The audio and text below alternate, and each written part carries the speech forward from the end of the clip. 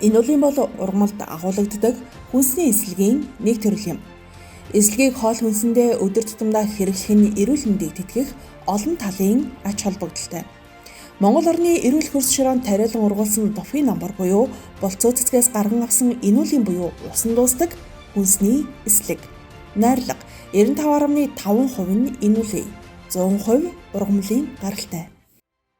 Инулийн нэг манай байгууллага Монгол тариалсан болцоо цэцгийн цайны өөр буюу одоо болцоонаас нь 99.50% найрлагатай инулийн нэг бид ард түмэндээ хүргэдэг. Инулийн гол зорилтоор бол одоо чихрийн шижин өвчнөөс урчин сэргийлэх, уг өвчнөөр өвчлсөн хүмүүсийн цусан дах сахарын хэмжээг тогтворжуулах үүрэгтэй юм аа.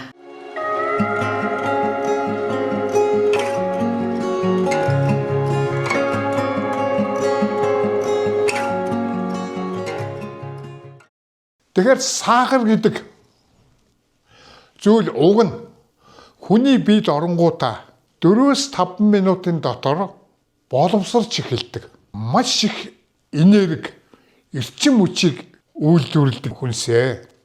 Тийм учраас сахараа бууруулах гээд энэ үеийн болцоо цэцгийн цайгаа хэрглэж явах үедээ сахарынхаа хэмжээг хянах хэрэгтэй.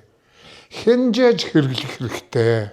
Сахарыг бууруулахдаа хэтрүүлж бууруулж болохгүй гэдгийг би анхааруулах ёстой. Иймэн тулд сахараа байн хянаж явах хэрэгтэй. Өөртөө бүр анхаарал тавьчих хэрэгтэй.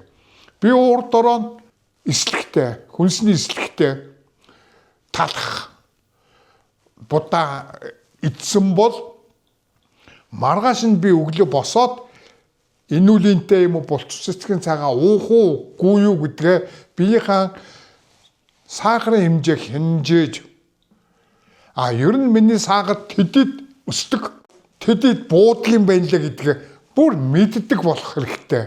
Тэгжээж энэ зүйлүүдийг хэрэглэх хэрэгтэй. Эслэг нь цусан дах сахарын хэмжээг бууруулна, цусан дах холестериныг багасгаснаар зүрх судасны өвчин болон тархинд цус харвах эрсдлийг бууруулна. Цус хөөх үйлчилгээтэй. Гидсний гөрүүлзэх хөдөлгөөнийг сайжруулж өтгөн хаталтаас сэргийлнэ. Бүдүүн гидсэн дэх илүүдэл хорт нэгдлүүдийг гадагшлуулна. Гидсний ашигтай нянгийн өсөлтийг дэмжинэ. Нойргодлыг арилгана, илүүдэлжин таргалалт үүсгээс урьдчилан сэргийлнэ. Болцоо цэцгээс гарган авсан инулийн эслэгийг эрүүл мэндийг дэмжих зорилгоор насанд хүрсэн хүн өдөрт 2-3 удаа 150 мл-с ихгүй усанд найруулж ууна.